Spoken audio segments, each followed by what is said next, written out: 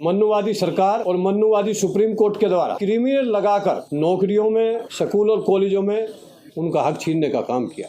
चाहे वो high court और सुप्रीम कोर्ट में देखिए, चाहे वो मीडिया में देखिए, और जो आज वर्तमान में पिछले 10 साल से एक ही बात पूरे देश में चल रही है, सबका साथ, सबका विकास, सबका विश्वास। लेकिन हमें तो ऐसा लग रहा है पिछले 14 से लेकर 23 में 10 का विश्वास और 90 का विनाश हो रहा है। क्यों? कि देश का प्रधानमंत्री अपने को ओबीसी कहता है। हमें पता है कि उसने मुख्यमंत्री रहते हुए उसने ओबीसी में अपने को डलवाया, क्योंकि शरण समाज से आते, उन्होंने छल किया ओबीसी के साथ।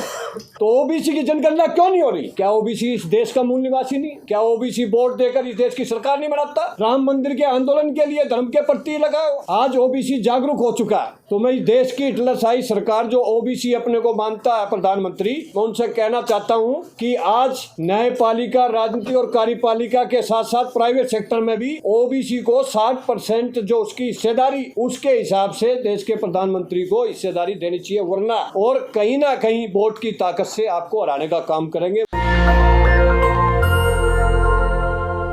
सभी को नमस्कार। आज WTP की प्रेस वार्ता में सभी मीडिया कर्मी का हार्दिक स्वागत करता हूं। साथियों,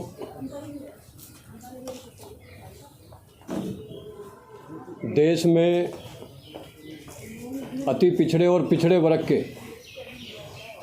60%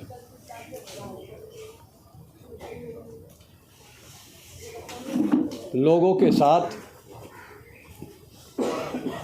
क्रीम लेयर का विधान लगाकर कैसे 93 से लेकर 2023 तक सरकारी नौकरियों में, स्कूल और कॉलेजों में उनका हक छीना जा रहा है। आज मैं क्लीमर पर बात करूँगा। साथियों, बीपी मंडल के द्वारा 1990 में मंडल आयोग का गठन हुआ था और मंडल आयोग की मांग की गई थी। 1993 में जाकर बड़े संघर्ष के बाद, बड़ी आगजनी के बाद, बड़े बलिदानों के बाद 1993 में मंडल आयोग का फैसला लागू हुआ। लेकिन इसके साथ ही साथ मन्नुवादी सरकार और मन्नुवादी सुप्रीम कोर्ट के द्वारा क्रिमिनल लगाकर नौकरियों में, स्कूल और कॉलेजों में उनका हक छीनने का काम किया।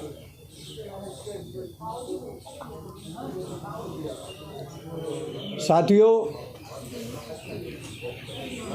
देश में 90% जो बहुसंख्य समाज के लोग हैं, उसमें 60% पिछड़े और अति पिछड़े वर्ग के लोग रहते हैं। इस देश की 140 करोड़ जनता में हर दूसरा व्यक्ति पिछड़े वर्ग से आता है। लेकिन आज सबसे ज़्यादा डाका और हकमारी पिछड़े वर्ग के साथ हो रही है। तो आज जो 1993 में जो ये मंडल आयोग की सिफारिश लागू हुई थी और जो उस पर क्रिमिनल लगाकर हमारा हक छीनने का काम किया था, इसकी वजह से आज जो 27% आरक्षण पिछड़े वर्ग को मंडल आयोग की सिफारिश पर लागू हुआ था 93 में, आज तक 10% नौकरियों में हिस्सेदारी पिछड़े वर्ग की हो पाई है। IIT, IIM, एम्स और केंद्रीय विश्वविद्यालय और विश्वविद्यालय में आज तक प्रोफेसर में 5% लोग ही ओबीसी के लग पाए। चाहे वो हाई कोर्ट और सुप्रीम कोर्ट में देखिए, चाहे वो मीडिया में देखिए, चाहे वो देश की 10 बड़ी बड़ी कंपनियों में देखिए, सबसे ज़्यादा अगर आज़ादी के बाद और 93 के बाद अगर किसी का हक छीन रहा है तो वो पिछड़े वर्ग का छीन रहा है।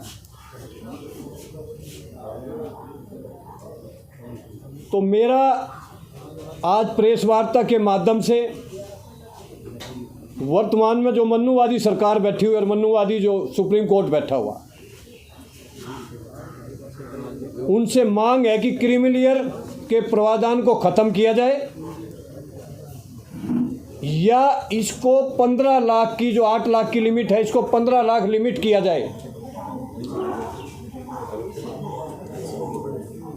और ओबीसी का जो 27% आरक्षण है इसको 40% आरक्षण बढ़ाया जाए इसको, ताकि पिछड़े वर्ग की संख्या के हिसाब से नौकरियों में, स्कूलों में, कॉलेजों में पिछड़े वर्ग के बच्चों को इसका लाभ मिल सके। साथियों, कहीं ना कहीं आज SC, ST, OBC, CBC के बच्चों को NFS नोट फाउंड सूटेबल के बहाने से भी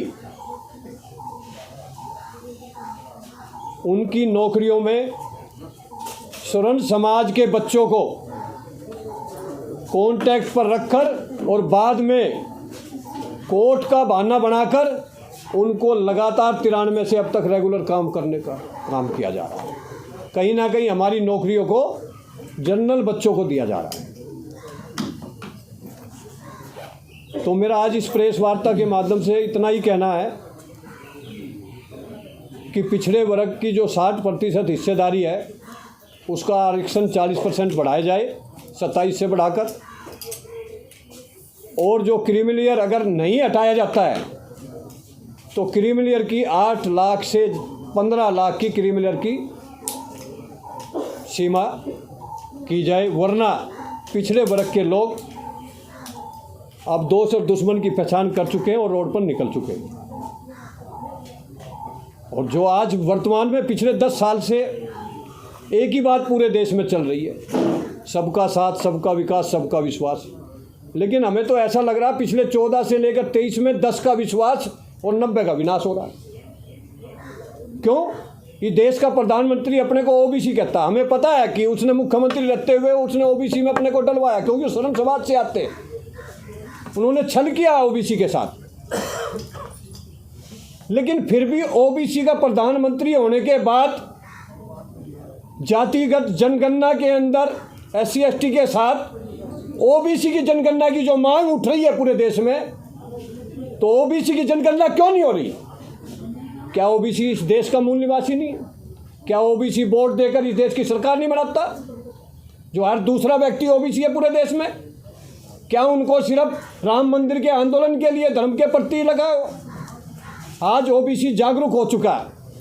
तो मैं इस देश की हिटलरशाही सरकार जो ओबीसी अपने को मानता है प्रधानमंत्री, मैं उनसे कहना चाहता हूं कि आज न्यायपालिका, राजनीति और कार्यपालिका के साथ साथ प्राइवेट सेक्टर में भी ओबीसी को 60% जो उसकी हिस्सेदारी, जो उसकी संख्या है, उसके हिसाब से देश के प्रधानमंत्री को हिस्सेदारी देनी चाहिए। वरना 2024 के लोकसभा चुनाव के अंदर ओबीसी समाज के लोग अब रोड पर SC, ST और माइनॉरिटी के साथ निकल चुके हैं और कहीं ना कहीं वोट की ताकत से आपको हराने का काम करेंगे। वरना इस क्रीमिलियर के प्रावधान को ख़त्म किया जाए या इसकी लिमिट 15 लाख किया जाए, ताकि हमारे बच्चों को सरकारी नौकरियों में, स्कूल और कॉलेजों में उसकी हिस्सेदारी मिल सके।